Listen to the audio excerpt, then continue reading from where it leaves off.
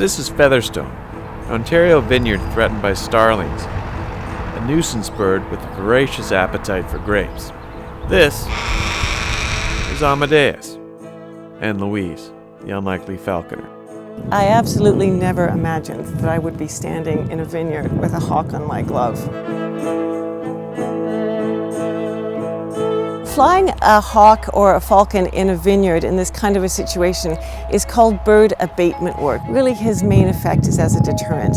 He goes up in the air, small birds recognize that silhouette and they just leave. It gets really, really quiet, really fast, and they all just go. I'm just working on scaring nuisance birds away. They go over and eat the neighbor's grapes.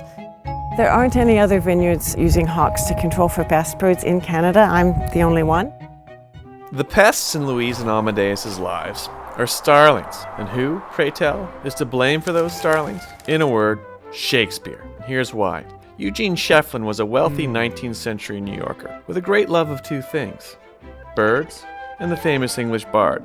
Shefflin's life ambition was to release all the birds mentioned in Shakespeare's sonnets in Central Park. And, sure enough, in the 1890s, he loosed hundreds of European starlings in the park. Now, while starlings only pop up once in Shakespeare's work, in Henry IV, Part 1, as an invasive species, they are the marquee stars of the avian world. Breeding prolifically, migrating extensively, bullying native songbirds while creating colossal headaches for winemakers, like Louise, the unlikely falconer. Amadeus has 2 seasons to his year. He has winter holidays and he has summer training.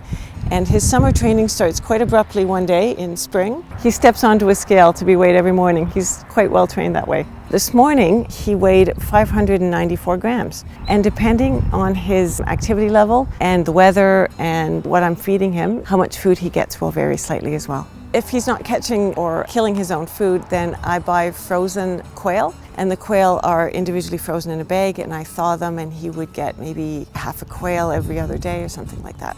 When raptors eat small birds, whether it's a quail or a starling, they eat feathers, skin, bones, everything. Waste not, want not.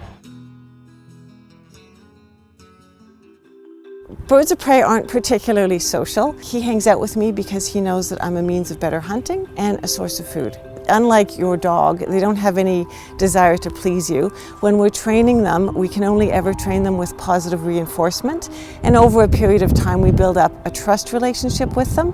And they learn that when we're out in the field together, I'm going to create a situation where he has something to fly on and possibly catch. So he learns to pay attention to me in the field.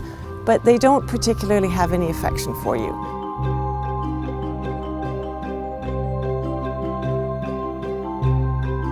He hasn't flown away on me. One of the nice things about flying hawks is they tend to have a fairly short range. If they leave, they tend just to go into a tree that's nearby.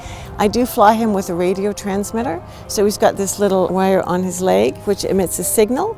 And if he gets away from me and I lose sight of him, I can pull out a receiver and get a sense of what direction he's gone in and get him back that way. So Louise, why Amadeus? Oh, I don't know, he just kind of rocks me.